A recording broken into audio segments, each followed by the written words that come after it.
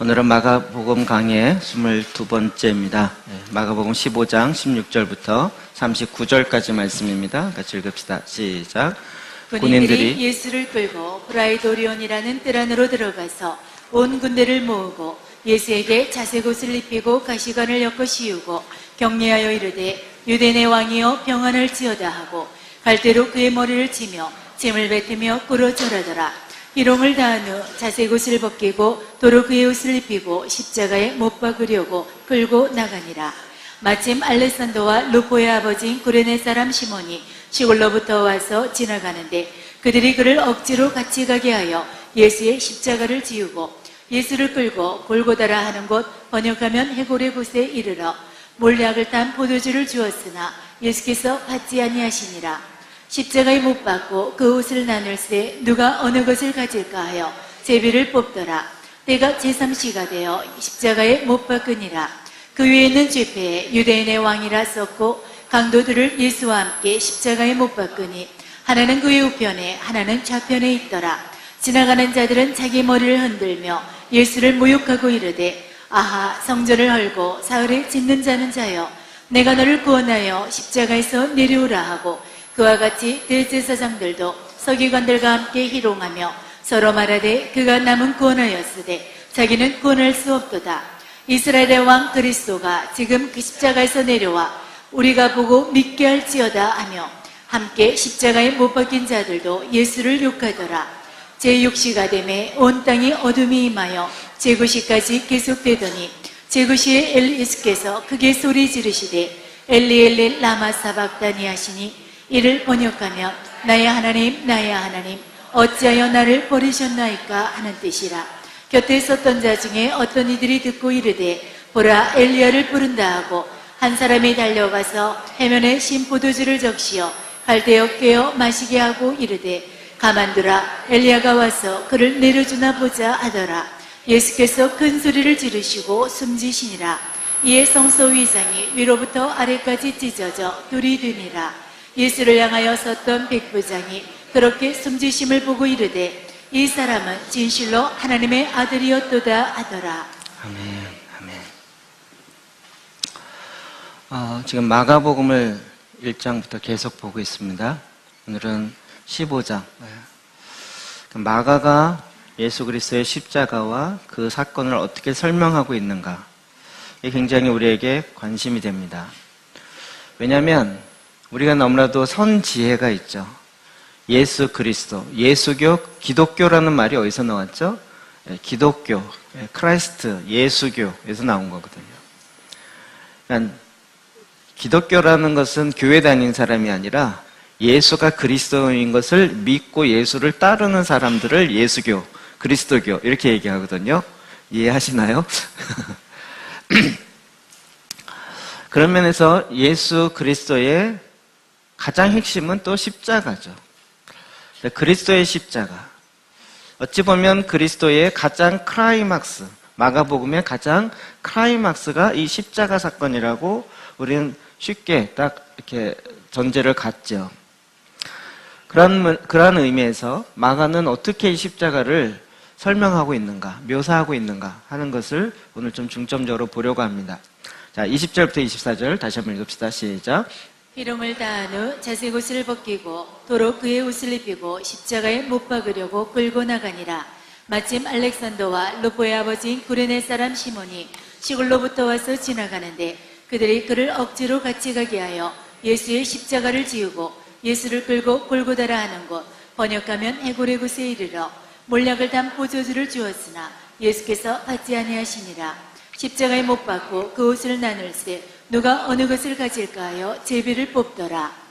아멘. 우리가 다른 서신서랑 비교해 보면 그 사이에 많은 내용이 있다는 걸 알 수 있습니다. 먼저 그 예수를 채찍으로 치고 그래서 거의 겁안 죽게 되죠. 그 앞에 조롱하고 그리고 다시 십자가를 지고 가다가 쓰러지고 그리고 다시 또 메고 가고 뭐 십자가를 올라가면서 일어났던 많은 사건들, 또 울고 있으니까는 여인이여 나를 위하여 울지 말고 이러면서 얘기했던 사건들, 수많은 사건들이 그 안에 있는데 마가는 그걸 싹 기록하지 않습니다. 오늘 십자가와 달려서 돌아가실 때 24절 보니까 십자가에 못 박고 이렇게 끝나요. 십자가에 못 박고. 우리는 그 못이 얼마나 큰지, 얼마나 큰데 어디다 여기다 박은 게 아니라 여기다 박았다는 등 뭐 같은 많은 이야기를 합니다. 근데 마가는 그렇게 장황하게 설명하지 않고 십자가에 못 박고 이렇게 그냥 딱 쉽게 간단하게 심플하게 설명합니다. 십자가는 그 당시에 로마 사람들도 가장 잔혹한 처형이기 때문에 아주 극악무도한 몹쓸 인간만 거기다가 처형하는, 그리고 나중에 스스로 이건 너무 잔혹한 처형이기 때문에 이 처형은 없애자, 그래서 스스로 없앴던 것이 십자가의 처형입니다.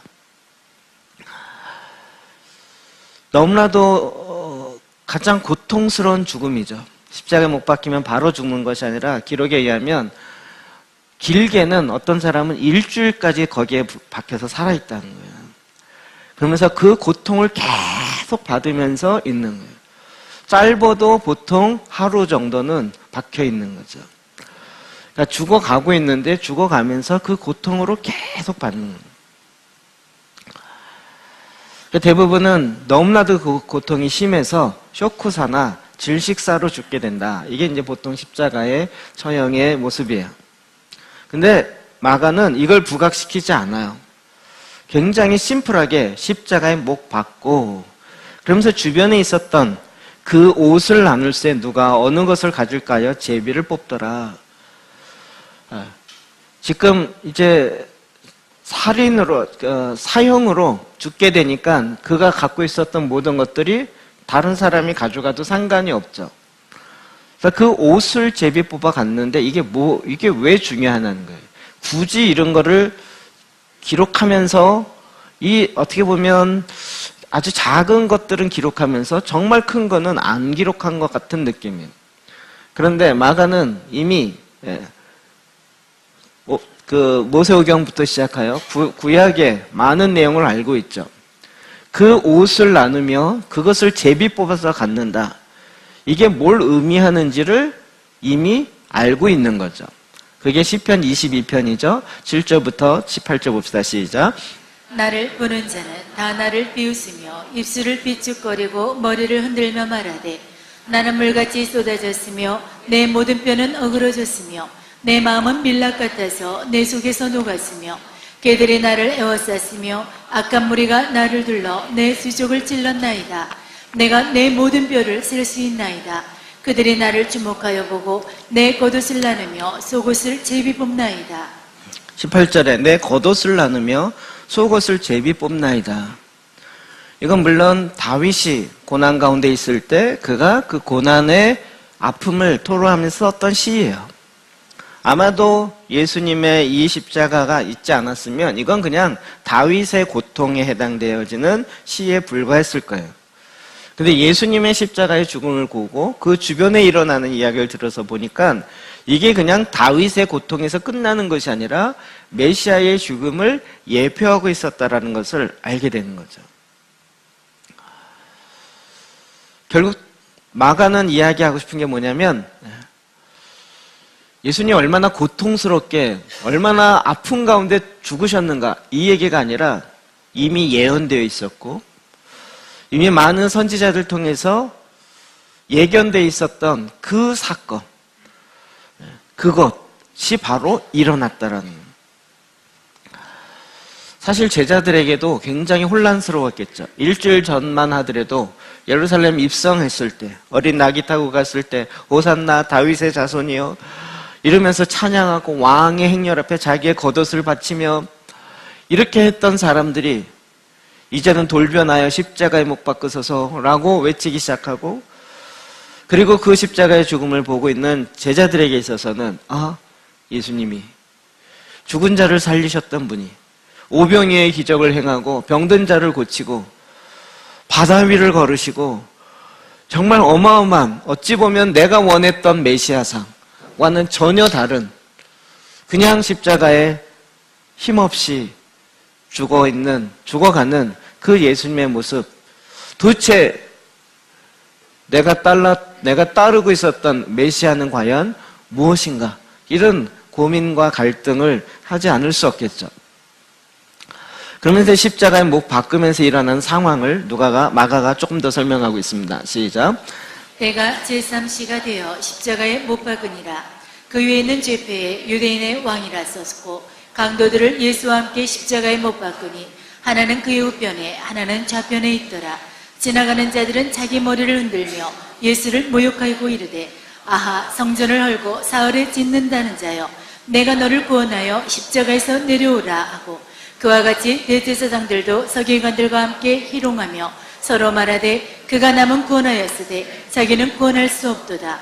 이스라엘의 왕 그리스도가 지금 십자가에서 내려와 우리가 보고 믿게 할지어다 하며 함께 십자가에 못 박은 자들도 예수를 욕하더라. 아까 시편 22편에 나타난 것처럼 머리를 흔들면서, 우리가 보통 아유 찌찌찌 할 때 이렇게 아이고 뭐 이 분위기죠. 머리를 흔들면서 조롱하고 정말 안 됐다, 측은하다 이런 의미도 들어가 있죠. 뿐만 아니라 주변에 개들이 둘러싸여 있어요. 시편에 보면 나의 수족을 찔렀나이다. 여러분, 이런 내용들에 의해서 어찌 보면 예수님이 십자가에 있었던 많은 일이 있었지만 그걸 다 기록하기보다는 구약에 이미 있었던 사건과 관련돼서 구약에 이렇게 예언되어 있었는데 이 일이 있었다, 이 일이 있었다. 그러니까 모범답안은 구약에 있는 거죠. 구약에 예언되어 있는 것과 관련되어 있는 것 중심으로 지금 마가는 예수님의 십자가 사건을 설명하고 있는 거죠.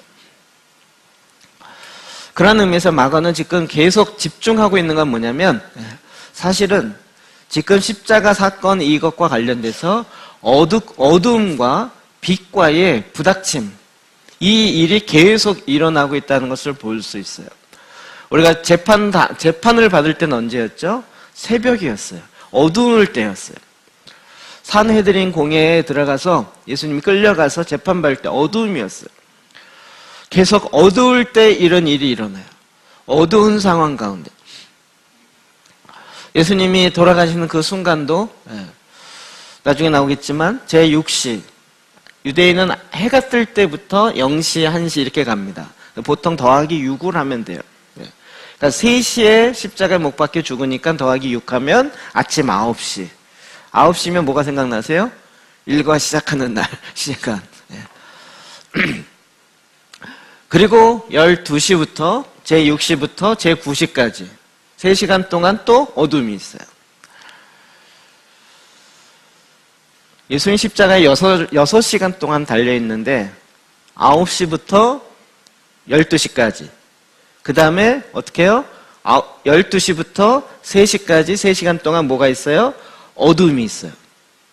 그러니까 딱 2분의 1, 2분의 1씩 나눠지죠. 빛 가운데 2분의 1, 어두운 가운데 2분의 1 이렇게 딱 나눠요. 이 어두움에 대해서 성경이 얘기하는 부분이 너무나도 많이 있습니다. 일단 출애굽할 때 사건인데요. 출애굽할 때 10가지 재앙 중에서 그 중에 하나의 재앙이 바로 이 칠흑 같은 어둠이 덮치는 거죠. 출애굽기에 제가 구절 좀 바꿨는데요. 10장 21절, 22절, 23절 제가 읽을게요. 여호와께서 모세에게 이르시되 하늘을 향하여 내 손을 내밀어 애굽 땅 위에 흑암이 있게 하라. 곧 더듬을 만한 흑암이니라. 모세가 하늘을 향하여 손을 내밀매 캄캄한 흑암이 3일 동안 애굽 온 땅에 있어서 그동안 사람들이 서로 볼 수 없으며 자기 처소에서 일어나는 자가 없으되 온 이스라엘 자손이 거주하는 곳에는 빛이 있었더라. 모세가 하늘을 향하여 손을 드니까요, 애굽에 있는 모든 지역이 3일 동안 더듬을 만한 컴컴한, 여러분 컴컴해서 더듬어 본 적이 언제 있으세요? 네, 극장 갈 때 극장 딱 들어가면 아무것도 안 보여. 그러면 이제 더듬어야 되잖아요. 이렇게 더듬다 좀 지나면 이제 눈이 밝아지면서 보이잖아요, 조금. 근데 지금 애굽 땅에는 며칠 동안요, 3일 동안 흑암, 너무 어두워서 집을 나올 수가 없었어요. 더듬어서 다녀야 되니까 다닐 수가 없이 3일 동안 그냥 집에 가만히 있어야 돼요. 집에서도 괜히 걷다가 툭 부닥쳐서 뭐 넘어지고 이러기 일쑤인 거예요. 이게 하나님이 애굽을 심판했던 심판 중에 한 가지예요. 여기서 끝나지 않습니다. 마가복음 15장 33절 34절 다시 한번 봅시다. 시작. 제6시가 되매 온 땅이 어둠이 임하여 제9시까지 계속하더니 제9시에 예수께서 크게 소리 지르시되 엘리 엘리 라마 사박다니 하시니 이를 번역하면 나의 하나님 어찌하여 나를 버리셨나이까 하는 뜻이라. 제가 설명드렸지만 6시부터 제9시까지 3시간 동안 요즘에 아주 머리 좋다는 어떤 사람이 이렇게 일식을 조사하면서 요때 일식이 일어났다는 거예요. 일식이 뭐죠? 태양이 있는데 달이 그걸 가려요. 그래서 어두워져요. 낮인데 잠깐 어두워져요. 이게 그 현상이었다는 거예요. 그런데 일식이 3시간 이상 되지는 않습니다. 일식이 3시간 동안 진행되는 경우는 그 3시간 동안 진행되면 어떻게 해야 돼요? 태양과 달이 멈춰 있어야 돼요. 지구도 멈춰 있어야 되고. 이해되시죠? 지구도 돌고 달도 이렇게 돌아요. 돌지 않고 거의 멈춰 있어야 3시간 동안 이게 되는 거죠. 여러분, 이건 자연의 현상이 아니에요. 또 어떤 사람은 사막의 폭풍이 워낙 모래바람이 많이 불었고 모래가 막 확 날려갔고요. 그게 무슨 메뚜기처럼 막 몰려드는데 그게 태양을 딱 주변에 구름 끼듯이 모래바람 끼면 빛이 안 내려온다는 거예요. 도대체 믿어지지 않으니까 별 짓을 다 해요. 별 생각을 다 내는 거예요. 이건 분명하게 성경에서 얘기하는 어두움을 이야기하고 있어요. 우리가 나중에 요한계시록을 보시면 여러분이 너무나도 잘 아는 사건들이 많이 나타납니다. 요한계시록에 첫째 인, 나팔, 대접 이렇게 되죠. 나팔과 관련돼서 4번째, 5번째 나팔이 부러질 때 이 세상에 어두움이 잠겨요. 대접 심판에도 5번째 대접이 쏟아질 때 이건 하나님의 진노의 심판이에요. 그럴 때 이 세상이 어두워져요. 흑암, 아주 칠흑같이 어두운 그 어두움으로 온 세상이 딱 잡히게 된다. 그러니까 지금 마가는 계속 어두움과 빛에 대한 두 강조점을 가지고 이 사건을 설명해 내려가고 있다는 거죠. 성경에서 얘기하는 이 어둠이란 하나님의 심판을 이야기합니다. 하나님을 버린 결과, 즉 빛을 버린 결과 어둠으로 들어가는 거죠.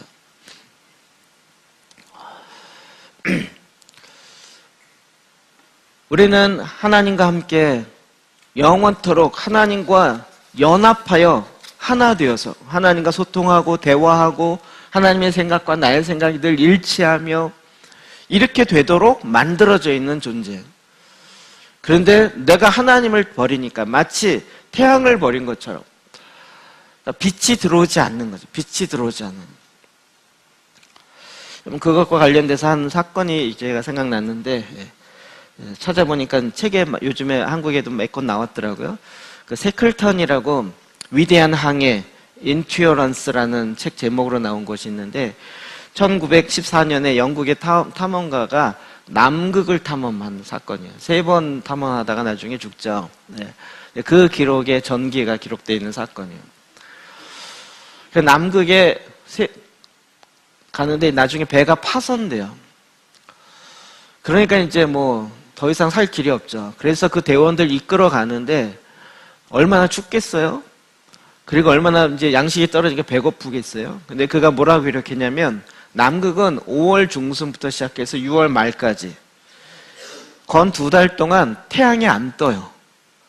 그 현상 이해되시나요? 태양이 이렇게 비치는데 지구가 23.5도 기울어져 있으니까 그 기점에 가면 태양이 한 달 한 20일 동안 뜨지 않는 그 기간이 있어요. 그러니까 밤이 며칠이에요? 그건 50일에서 60일 동안 계속 밤이에요. 여러분 가로등 있으면 된다 그러는데 남극입니다. 그가 뭐라고 얘기했냐면 추위보다 배고픈 것보다 더 힘든 건 이 어둠이다. 이 어둠입니다. 보이지가 않아요. 흑암 가운데만 있어요. 내가 지금 걸어가는데 살기 위해서 생존을 위해서 막 걸어가는데 이게 그 길이 맞는지 알 도리가 없어요. 빛이 있어야 찾을 수 있는데 어디론가 가고는 있는데 이 길이 맞는지 확인할 길이 없어요.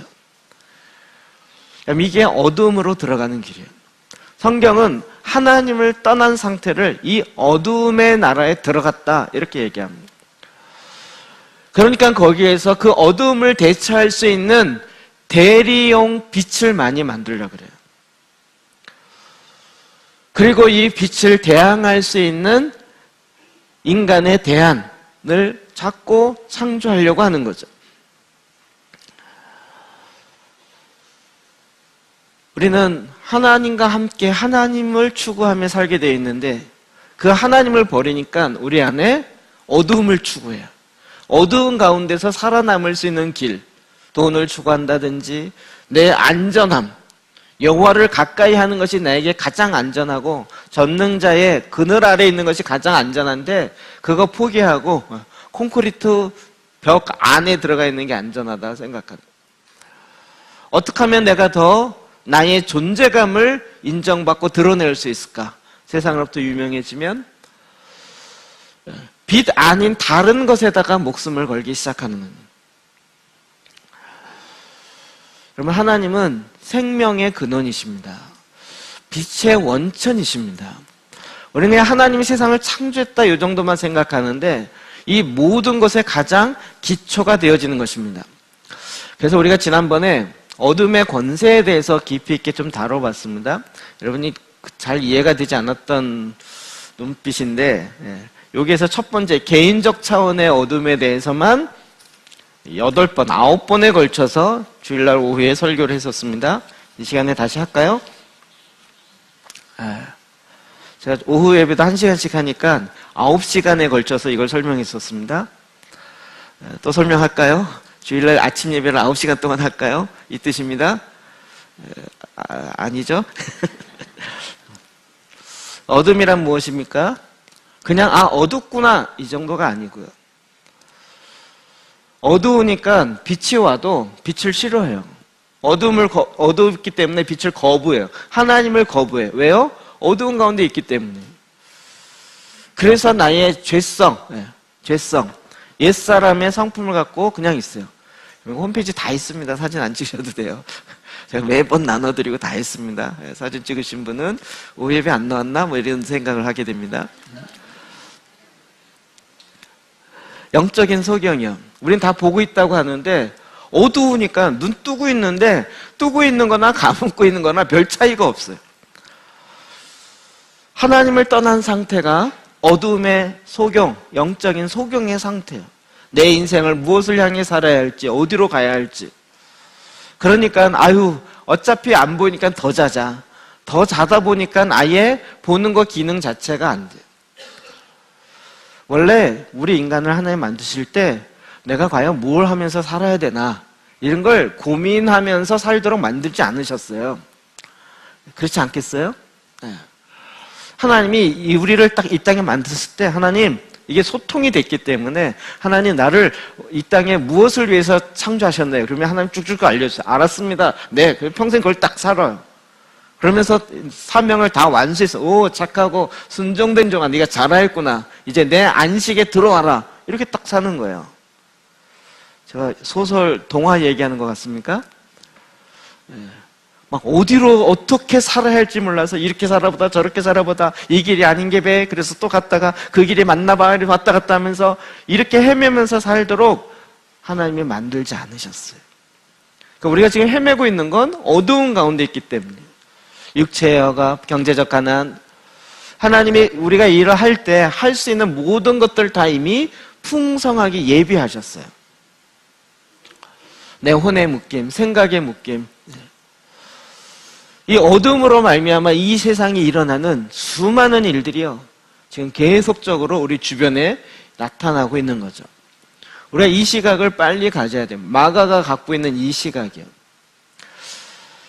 예수님께서 이 어둠 안에 있는 자들을 향하여 주님이 오셨어요. 그래서 그 어두운 가운데 그냥 놔두지 아니하고 새로운 길을 내셨어요. 새로운 길을 내지 않으면 어디로 갈까요? 어두운 상태로 있는 것이 아니라 하나님이 이제 그 진노의 일을 행하시겠다고 말씀하고 계세요. 아모스서 8장 7절 9절입니다. 8절입니다. 시작. 여호와께서 야곱의 영광을 두고 맹세하시되 내가 그들의 모든 행위를 절대로 잊지 아니하리라 하셨나니 이로 말미암아 땅이 떨지 않게 했으며 그 가운데 모든 주민이 애통하지 않겠느냐. 온 땅에 강에 넘친같이 솟아오르며 애국강같이 뛰놀다가 낮아지리라. 주 여호와의 말씀이니라. 그날에 내가 해를 대낮에 지게 하여 백주의 땅을 캄캄하게 하며. 하나님이 심판하신다는 거예요. 너의 모든 행위를 하나님이 절대 잊지 아니할 거라는 거예요. 저도 얘기하기가 좀 두려운데, 하나님이 우리가 이 땅에서 행했던, 하나님을 버림으로 일어났던 많은 어두움에 미련함에 행했던 것 중에서 하나님이 하나도 까먹지 않으세요. 하나님이 메모리 용량이 워낙 많으셔서 모든 걸 다 기억하신대요. 두렵지 않으세요? 우리가 이 세상에 살고 있는 모든 것들이 다 지금 녹화되고 있다는 거 몇 번 말씀드렸죠? 이해 안 되세요? 우리가 하나님 앞에 심판 앞에 설 때 행위록 책이 두 가지잖아요. 이 설명 몇 번 했는데, 생명책에 기록된 것은 그 사람이 들어가냐 이거죠. 근데 거기서 끝나지 않고 또 뭐가 있어요? 행위가 기록되어 있는 책이 또 열려진다 그랬죠. 우리의 행위요. 그래서 우리가 태어날 때부터 죽을 때까지가 이 쫙 다 이렇게 스크린으로 훅 지나간다는 거예요. 하나님이 절대 잊지 아니하신다. 이로 말미암아 땅이 떨지 않겠으며 그 가운데 모든 주민이 애통하지 않겠느냐. 하나님의 심판 앞에 떨지 않을 그 땅이 어디 있겠냐는 거예요. 땅이 강에 넘침같이 쏟아오르며 애국 광같이 뛰놀다가 낮아지리라. 높아져 있는 자들이 뚝뚝 떨어져요. 하나님의 심판 가운데 이 심판을 피할 자가 아무도 없어요. 그날에 내가 해를 대낮에 지게 하여. 해가 이렇게 떴는데요, 대낮에 해가 져버려요. 왜요? 하나님은 태양을 만드신 분이고 태양보다 더 강한 빛을 내시는 분이잖아요. 여러분 가끔 이렇게 구름이 많이 꼈을 때 보면 해가 있는데 밝지도 않고 해 모양만 보이는 거 있죠. 왜요? 하나님의 빛이 워낙 강하니까요. 백주의 땅을 캄캄하게 하며. 하나님의 진노의 심판이 있을 것에 대한 성경에 너무나도 많은 이야기들이 있습니다. 이사야 13장 9절 10절 11절에 보면 보라 여호와의 날 곧 잔혹히 분냉과 맹렬히 노하는 날이 이르러 땅을 황폐하게 하며 그 중에서 죄인들을 멸하리니 하늘의 별들과 별 무리가 그 빛을 내지 않으며 해가 돋아도 어두워지며 달이 그 빛을 비추지 아니할 것이로다. 내가 세상의 악과 악인의 죄를 벌하며 교만한 자의 오만을 끊으며 광포한 자의 거만을 낮출 것이며 내가 사람을 순금보다 희소하게 하여 인생을 오빌의 금보다 희게 하게 하리로다. 그러므로 나 만군의 여호와가 분하여 맹렬히 노하는 날에 하늘을 진동시키며 땅을 흔들어 그 자리에서 떠나게 하리니. 하나님께서 하늘을 흔들고 이 땅을 흔들어요. 주님이 다시 오시는 것이 정확한 주님의 예언이고 주님의 말씀인 것처럼 이 땅을 주님이 하나님께서 심판하실 거라는 것은 하나님의 계속적인 메시지고 또 반드시 일어날 사건인 거예요. 주님이 오셔서 두 가지 다 행하죠. 믿는 자와 함께하는 어린 양의 혼인잔치와 함께 또 한쪽에서는 하나님의 사자로 심판하는 심판의 심판의 판단을 행하시고 그 심판을 행하실 두 가지가 다 일어날 것입니다.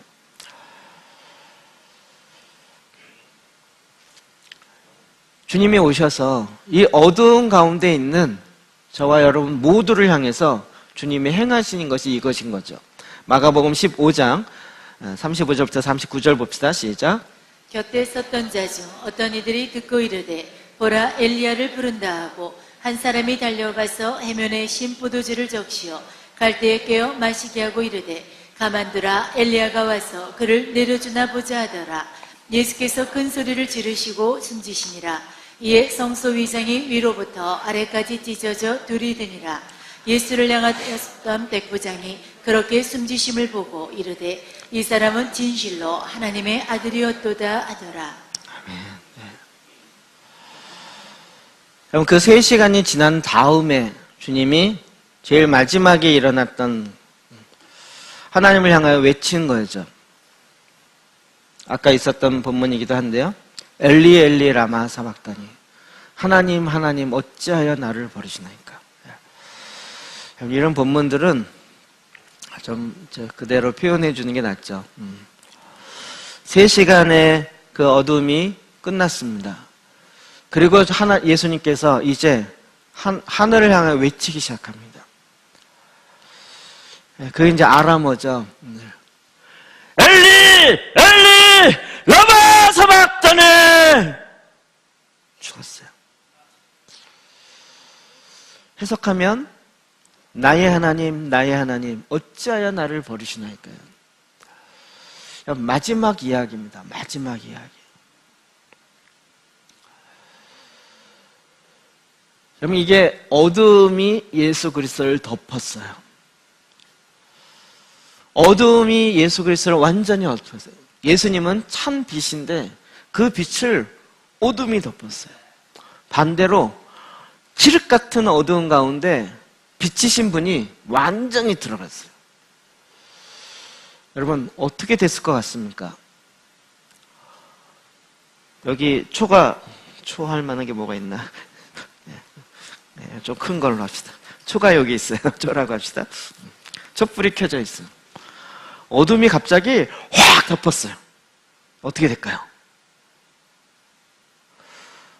어둠이 갑자기 칠흑 같은 어둠이 갑자기 이 조그만 초에 촛불이 있는데 확 덮었어요. 어떻게 됐을까요? 네, 여러분 화학이란 말에 속지 마세요. 어떻게 어둠이 빛을 끄겠냐고요. 잘 생각해 보세요. 불 꺼볼까요? 실험해 볼까요? 어둠이 갑자기 어디서 온지 모르게 확 밀려왔어요.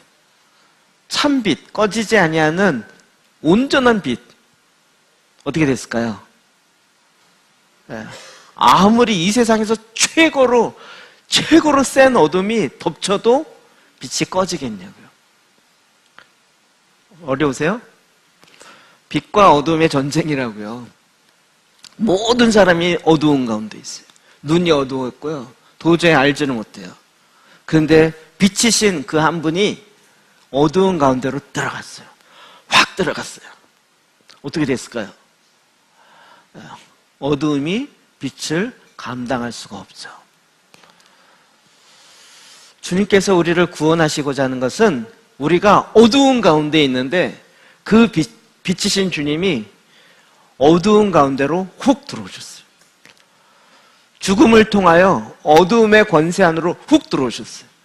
그런데 그분은 죄가 없으시기 때문에 어두움이 그 빛을 끌 수가 없어요.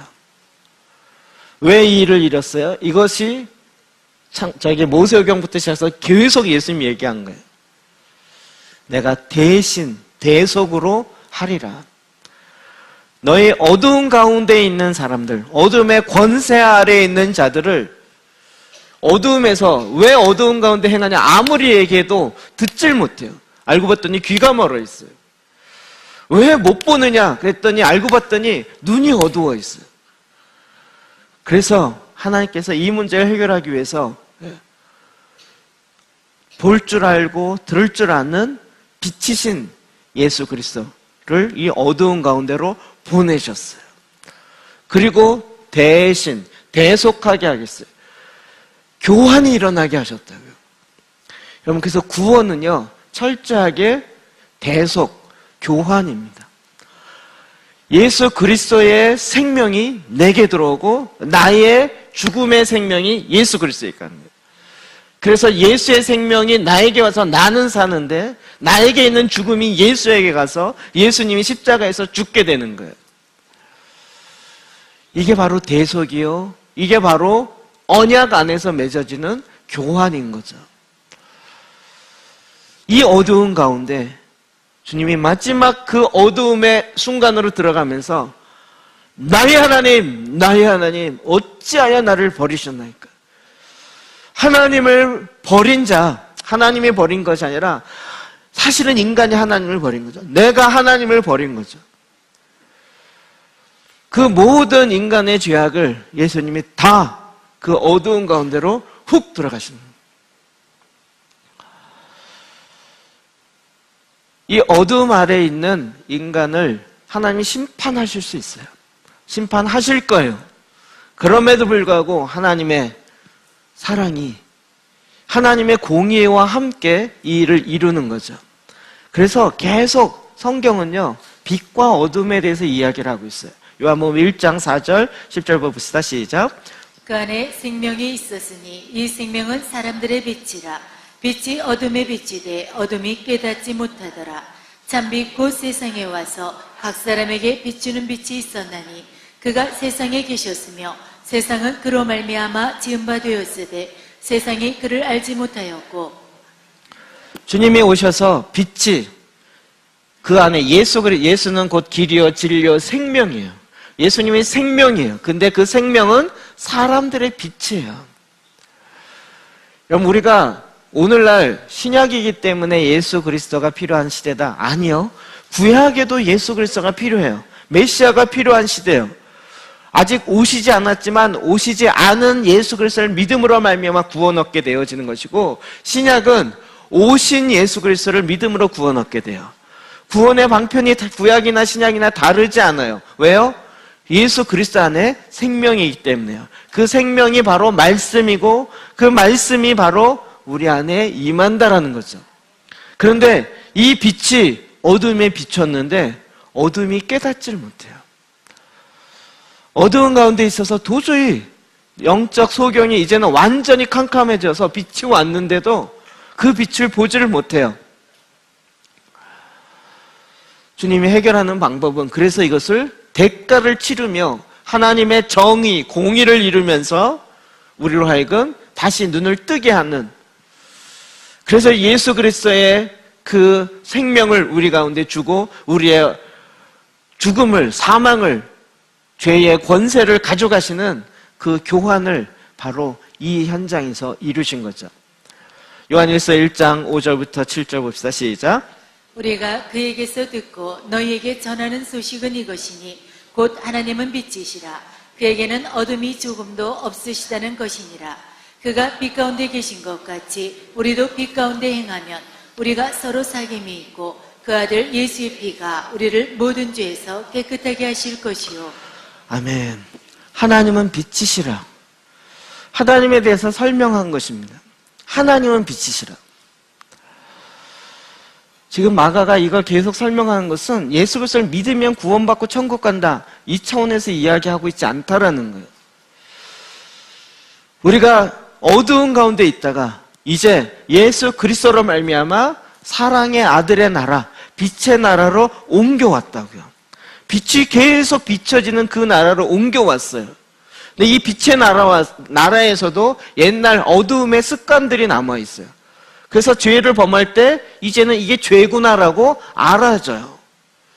아니, 이렇게 빛의 나라에 있으면서 어떻게 빛과 사귐이 있고 빛의 비춤 아래서 살아가는 것이 당연한데 어떻게 빛 아래 빛의 나라로 왔으면서도 그 죄의 어둠의 습관대로 계속적으로 살고 있느냐 이거죠. 제자들은 예수님이 우리 마가복음을 자꾸 생각해 보십시오. 마가의 독자들은 예수님이 십자가에 달렸을 때 그 옆에 있었던 사람들이 아니에요. 마감은 이미 30년이 지난 다음이에요. 예수님 십자가 달릴 때 제자들은 도대체 어두운 가운데 있었기 때문에 자기 목숨이 더 위협해 보이고 도망갔어요. 도대체 이게 뭐지? 아니 내가 그렇게 따르고 내 좌편에 우편에 앉으려고 그랬는데 나의 두목이 돌아가셨으니 도대체 내가 세운 이건 뭐지? 이러고 그냥 다 도망가고 아이고 난 그냥 옛날 고기 잡으러 가자. 그리고 고향 가고. 그러나 그들이 이제 하나씩 주님이 거기까지 찾아오세요. 만나게 해주세요. 그리고 내가 생각했던 메시아가 뭐지? 보니까 잘못 알고 있었어요. 그리고 나만 잘못 알고 있는 게 아니라 구약에 있었던 말씀을 보니까 구약에 이런 말씀이 있었네. 아니 메시아가 오셔서 이런 고난받는다는 얘기가 있었네. 내가 그는 걸 모르고 고난받는 메시아를 도망갔었구나. 나는 그냥 승리하는 메시아, 이기시는 메시아, 이 땅에 그냥 왕같이 통치하는 메시아 이것만 생각하고 있었는데 나중에 도망와서 보고 예수님을 다시 부활하신 예수를 다시 만나고 두 번 만나고 보니까 예수님 반드시 살아계시 부활하셨는데 자기의 머리로는 도저히 이해되지 않는 그때부터 예수 그리스도의 빛이 그의 마음 가운데 그의 생각 가운데 비춰진 거죠. 내가 메시아관을 잘못 알고 있었구나. 내가 그리스도를 잘못 알고 있었구나. 예수 믿으면 형통하고 예수 믿으면 부자가 되는 줄 알았는데 그것만이 아니었구나. 어떤 사람은 자원하여 가난하게 되는 사람도 있고 어떤 사람은 자원하여 고난의 길에 들어가는 사람도 있고 핍박이 와도 순교의 현장에서도 주를 부인하지 아니하고 왜요? 이제 더 이상 어두움에 참여하지 않고 빛의 나라로 들어가서 보니까 이 죽음이 뭐예요? 내 육체의 죽음이 육체의 죽음으로 인생의 끝이 아니라 거기서부터 시작하여 그것은 초대교회 자들은 순교를요 내가 가장 사랑하는 나의 사랑하는 사람을 만나러 들어가는 문을 통과하는 과정으로 본 거예요. 죽음이 더 이상 두려움이 아니었어요.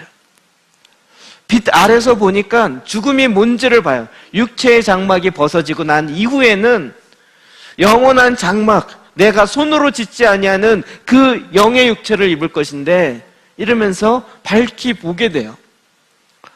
이 세상은 죽음에 대한 두려움으로 꽉 잡혀 있지만 죽음을 두려워하지 아니하는 희한한 존재들이 나타나기 시작해요. 왜요?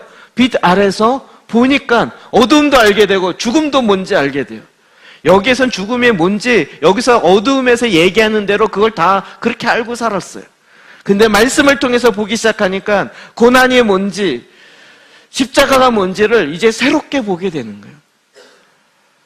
전에는 십자가는 수치였고 미련해 보였어요. 그런데 이제 빛 아래서 보니까 십자가는 나의 자랑이에요. 십자가에 죽으신 예수 그리스도 어린 양의 피는 나를 정결케 하는 하나님의 능력이요 나의 기쁨이요 나의 증거예요. 그걸 바라보는 시선이 빛 아래서 이젠 어두움 가운데서 바라봤기 때문에 십자가는 너무 아프고 너무 힘들고 너무 무섭고 너무 고난스러운 것만 생각하고 있었어요. 근데 이제 빛 아래에서 보았더니 십자가는 나의 찬양이에요. 그곳에 희생 제물로 돌아가신 예수님은 나의 영원한 어린 양이에요.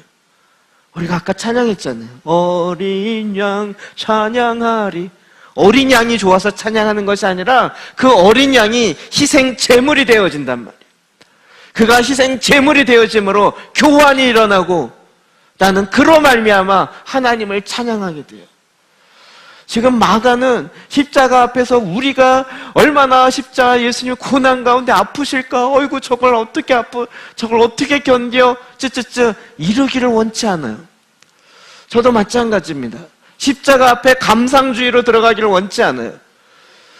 하나님께서 십자가를 통해서 그 이면에 갖고 있는 하나님의 계획이 무엇이냐는 거예요.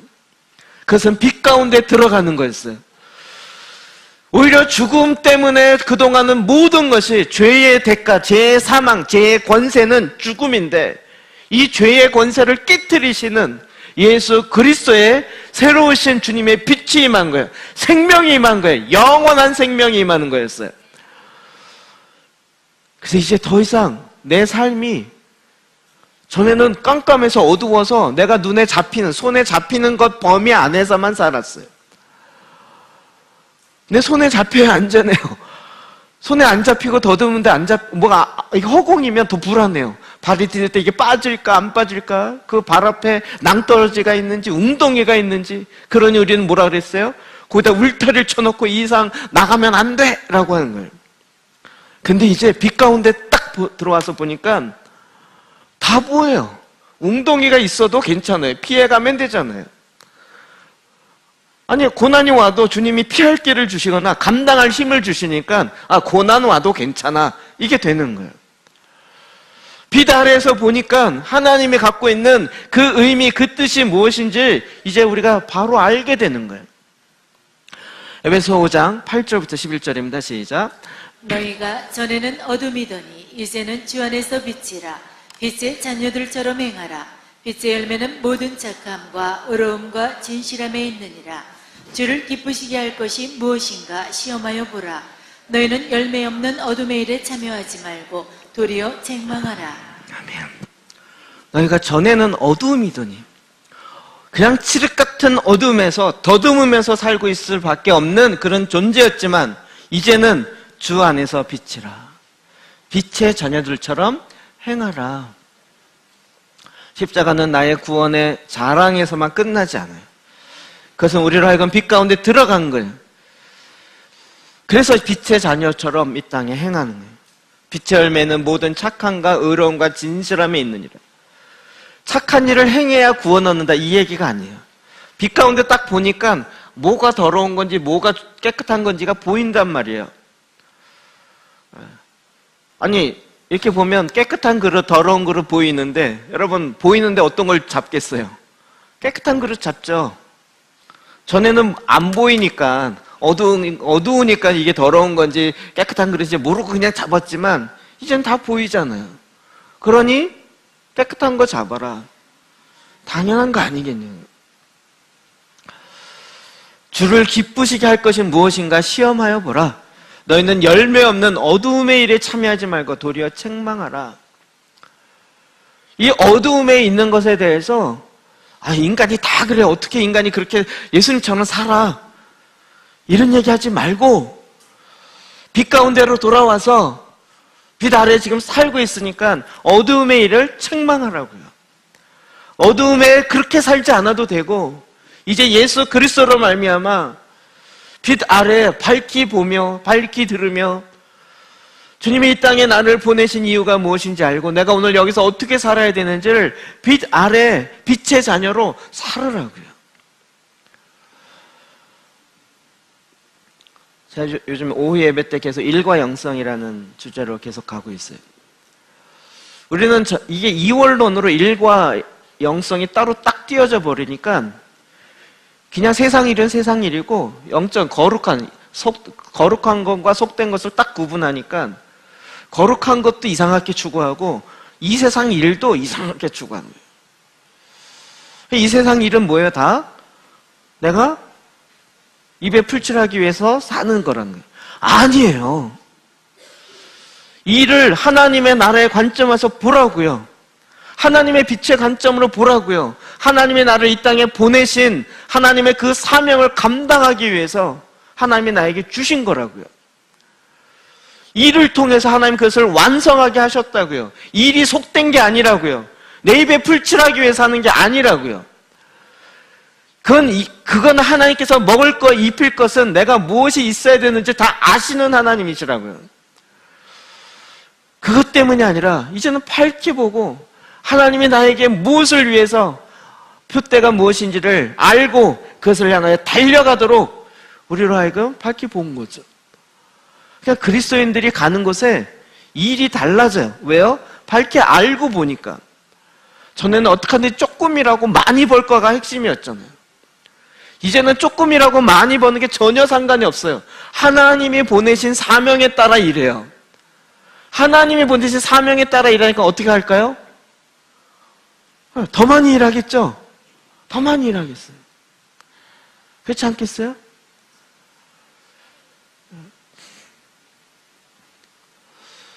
하나님은 이 모든 것에 우리를 빛의 자녀로, 빛의 나라로 옮겨오게 하셨어요. 천국으로 들어가게 하겠다는 것이 아니고요.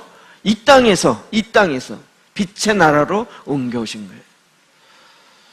마가가 베드로의 수행 비서로 베드로를 쫓아다니면서 이 얘기를 들으면서 계속 정리되는 건 예수님의 십자가가 얼마나 고통스러울까가 아니라 그 십자가를 통해서 내 안에 뭐가 일어나는 거예요. 우리 안에 어떤 변화가 일어나는 거예요. 그 문을 통과하는 그 문 통과를, 그게 바로 십자가를 통과하는 길이에요.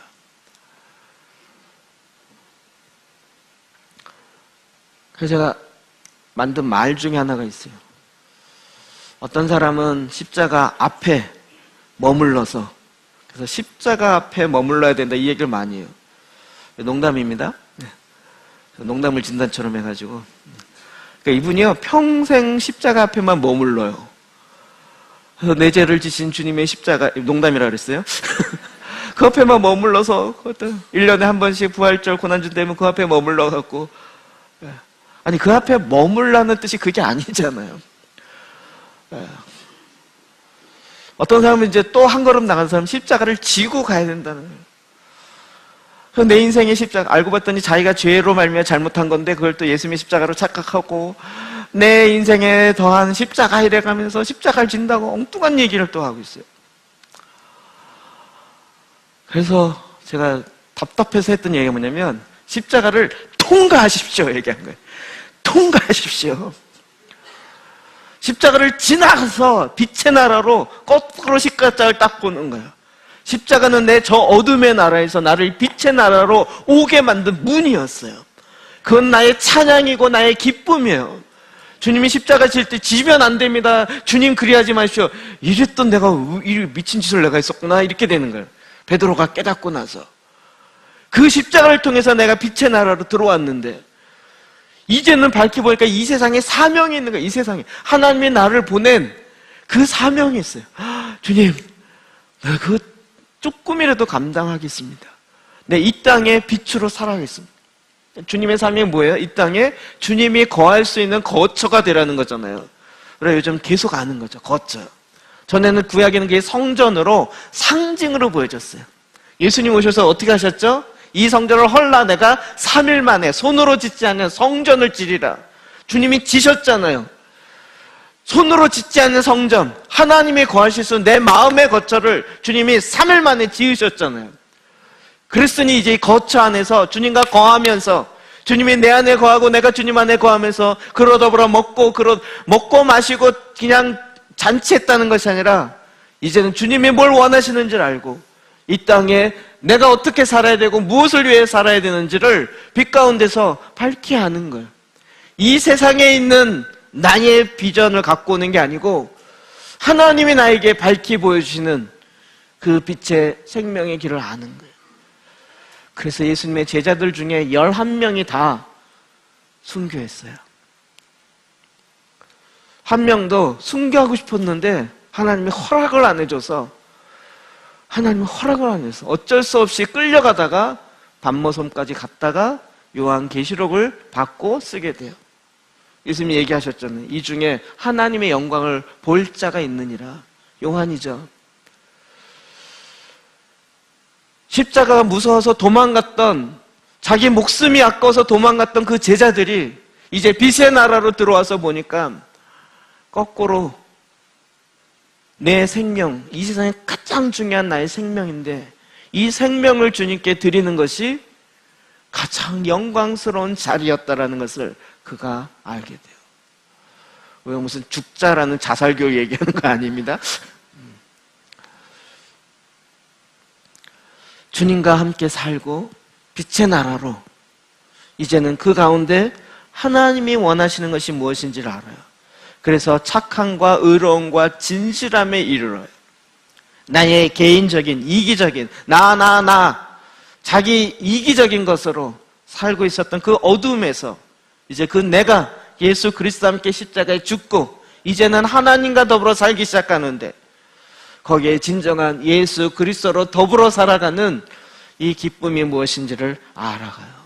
그리고 그것을 실제로 이 땅에 살아가는 거죠. 마가는 예수님의 십자가의 사건을 전하기보다 이곳에 감춰져 있는 그 깊이 있는 의미를 우리에게 더 강력하게 말해주기를 원했어요. 오늘날 복음이 너무 값싸있고 싸구려 있고 반쪽짜리 복음, 반쪽짜리 은혜, 한쪽뿐만 얘기하는 거예요.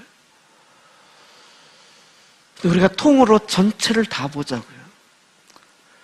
예수 그리스도의 십자가는 바로 나의 죽음 가운데 있는, 어두운 가운데 있는 나에게 생명을 주고 빛을 주시고 진리의 그 길이 무엇인지를 알게 하신 거죠.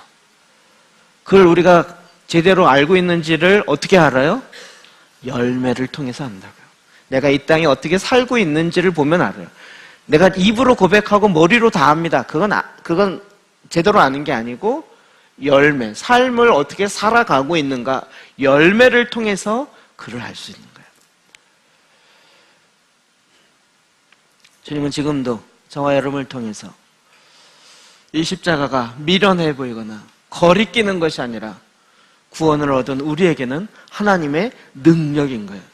어둠의 권세를 끊고 빛의 나라로 들어오게 해서 빛으로 말미암아 빛의 자녀로 살게 하는 하나님의 구원의 역사요, 사랑의 표현이요, 하나님의 공의의 심판의 완성인 것이에요. 이것이 바로 십자가이고 그 십자가를 예수님이 자원하여 주여 이 잔을 내게 할 수만 있거든 옮기시옵소서. 그러나 나의 원대로 마옵시고 아버지의 원대로 되기를 원하나이다. 예수님이 죽음으로 순종함을 배우셔서 우리 안에 이 주님의 새로운 나라를 이루어 가신 것입니다. 이것이 바로 어둠의 권세를 이기신 빛이신 바로 주님의 역사였던 것입니다. 우리의 반은 2분의 1은 어둠이고 2분의 1은 빛입니다.